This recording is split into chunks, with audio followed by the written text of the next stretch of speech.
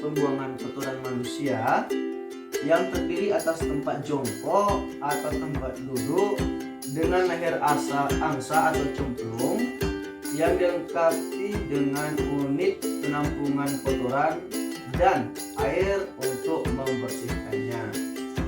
Kemudian mengapa harus menggunakan jamban? Ini ada beberapa alasan kita pentingnya menggunakan jamban. Yang pertama, menjaga lingkungan tetap bersih, sehat, dan tidak berbau. Kemudian, tidak mencemari sumur air yang ada di sekitarnya. Kemudian, tidak mengundang datangnya lalat atau serangga yang dapat menjadi penularan penyakit diare, kolera disentri, tipes, cacingan, penyakit saluran pencernaan, penyakit kulit, dan keracunan. Manfaat jamban sehat memiliki jamban sehat di rumah memiliki beberapa manfaat lagi, yaitu lingkungan kita bersih, bau berkurang, kesehatan meningkat, tidak perlu ke ladang malam hari, memutus penyebaran penyakit.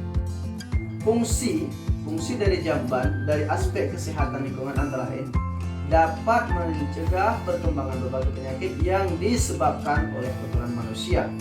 Membuang kotoran di sembarangan tempat dapat berdampak serius dan dapat menyebabkan pencemaran tanah, air, dan udara. Karena menimbulkan bau, pembuangan tinja yang tidak dikelola dengan baik berdampak terutama pada kesehatan dan dapat mencemari sumber air minum kita. Akibatnya, saat anggota keluarga minum air itu bisa terserang berbagai gangguan pencernaan seperti diare, disentri, dan kolera. Jadi di sini kita membahas juga kriteria jamban sehat menurut WHO. Jamban dapat dikatakan sehat jika memiliki beberapa kriteria. Assalamualaikum warahmatullahi wabarakatuh. Waalaikumsalam warahmatullahi wabarakatuh. Ya, selamat pagi Bapak Ibu semuanya. Selamat pagi. Iya. Ya, di sini sebelum kita mulai, perkenalkan nama saya Hambali, pendamping PKH Kecamatan Pining, Kabupaten Jaya Luas, Provinsi Aceh. Di sini kita akan membahas sedikit ya tentang modul 7 ya. Kemudian sesi 12 yaitu tentang mendukung tentang pemanfaatan jamban sehat. Di sini ada beberapa poin yang perlu kita bahas. Yang pertama, pentingnya jamban sehat untuk kita semua. Kemudian kedua, nanti akan kita bahas tentang kriteria jamban sehat atau ciri-ciri jamban yang sehat seperti apa. Kemudian Bapak Ibu, nanti kita juga akan membahas identifikasi tantangan dan solusi memiliki dan pemanfaatan jamban sehat atau kendala dalam memiliki dan memanfaatkan jamban yang sehat. Jadi sebelum kita mulai tentang beberapa poin yang saya jelaskan tadi, ada baiknya kita memahami terlebih dahulu. Jadi yang pertama, mencegah kontaminasi ke badan air. Yang kedua, mencegah kontra antara manusia dan kotoran. Yang ketiga, membuat kotoran tersebut tidak dapat dihinggapi serangga atau binatang lainnya. Kemudian mencegah bau yang tidak sedap. Kemudian yang selanjutnya adalah yang keempat, kloset duduknya dibuat dengan baik dan aman bagi penggunanya.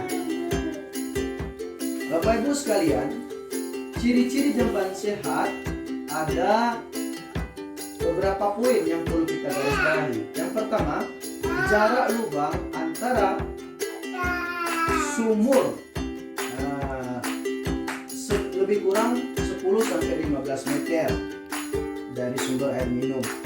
Kemudian yang kedua adalah kotoran atau tinja tidak dapat disentuh oleh serangga maupun tikus. Tidak ada tikus yang dapat berkeliaran di tempat pembuangan tinja tersebut.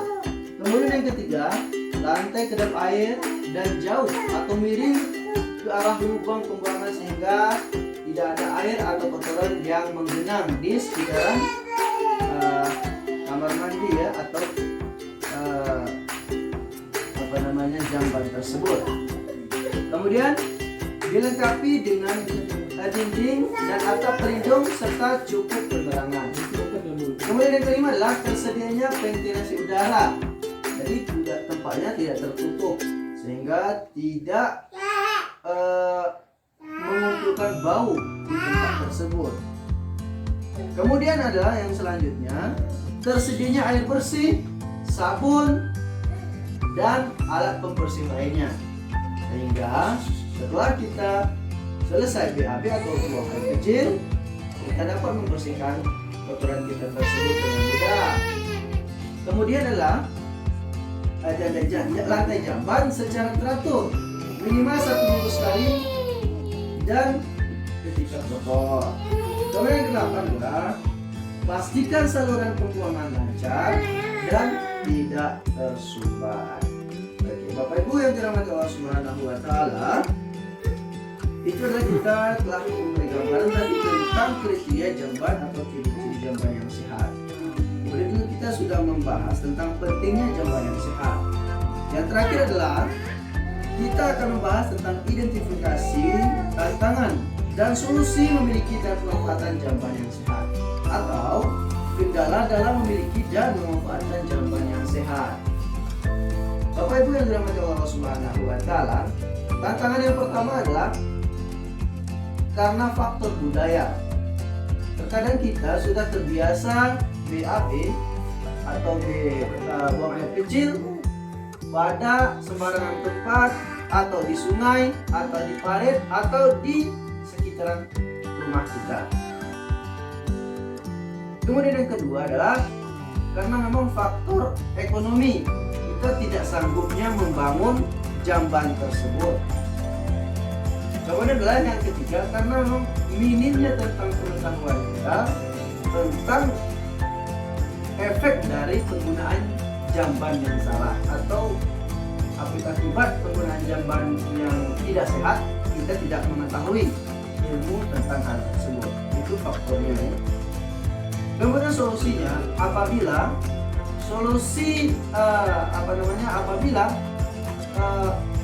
faktor budaya tersebut kita lakukan terus menerus, seperti kita diare atau BAB sembarangan tempat, baik itu di area pekarangan rumah, kemudian sungai, parit dan lain sebagainya, ataupun di kolam, ini dapat menyebabkan penyakit seperti yang telah kita bahas tadi, seperti hal yang tersebut.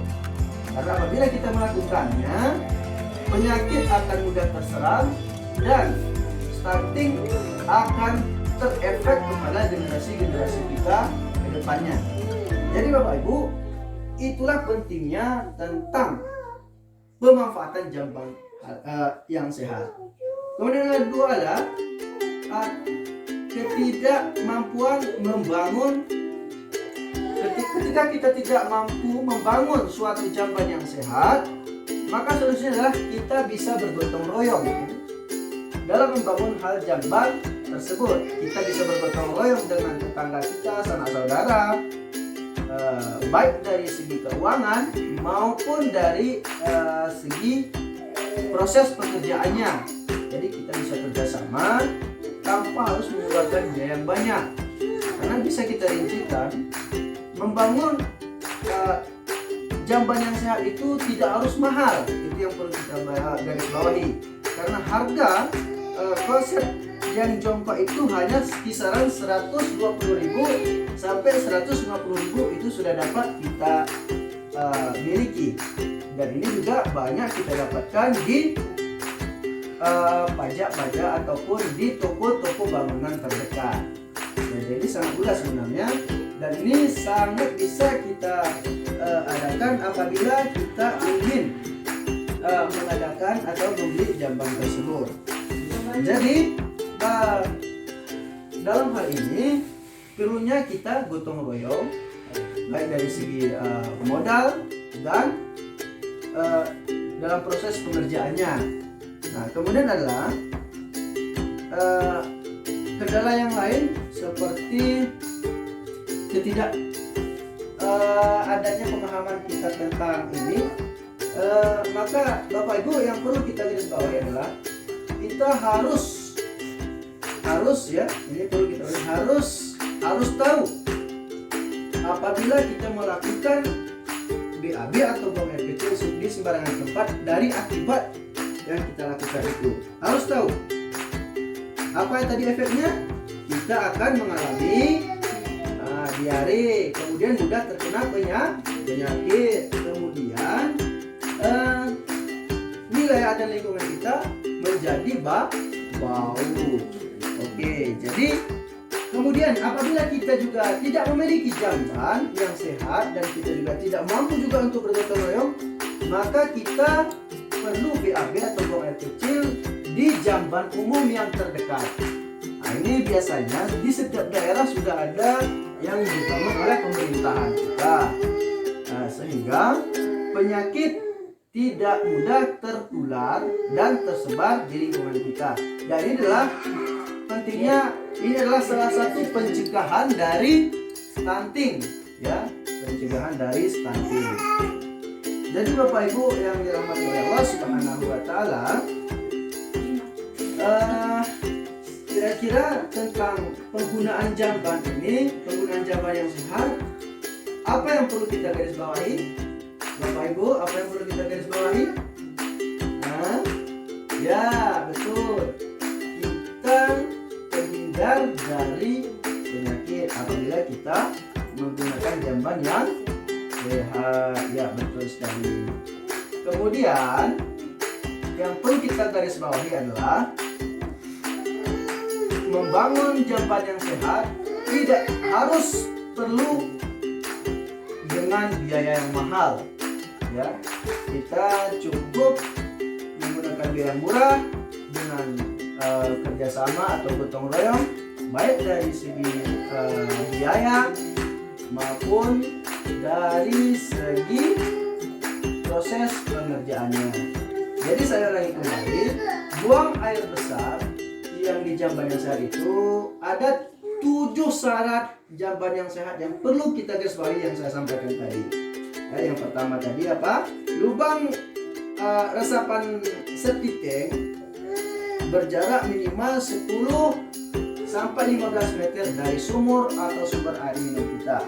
Kemudian yang kedua adalah kotoran atau tinja tidak dapat dijamah oleh serangga maupun tikus. Kemudian lantai kedap air dan landai atau miring ke arah lubang pembuangan air sehingga tidak ada air kotoran yang menggenang di tempat tersebut. Kemudian adalah dilengkapi dengan dinding dan atap pelindung serta cukup penerangan ya pada area tersebut. Kemudian tersedianya ventilasi udara, kemudian tersedianya air atau sabun dan alat pembersih setelah kita BAB ataupun buang air kecil. Kemudian yang terakhir adalah bersihkan lantai dan jamban secara teratur. Oke, marilah kita sama-sama tetap menggunakan jamban yang sehat supaya kita mencegah dari penyebaran stunting dan penyebaran penyakit yang menular. Oke, pada sesi ini mungkin hanya yang dapat kita sampaikan. Lebih dan kurang mohon maaf. Bila taufiq ya. Assalamualaikum warahmatullahi wabarakatuh. Waalaikumsalam warahmatullahi wabarakatuh.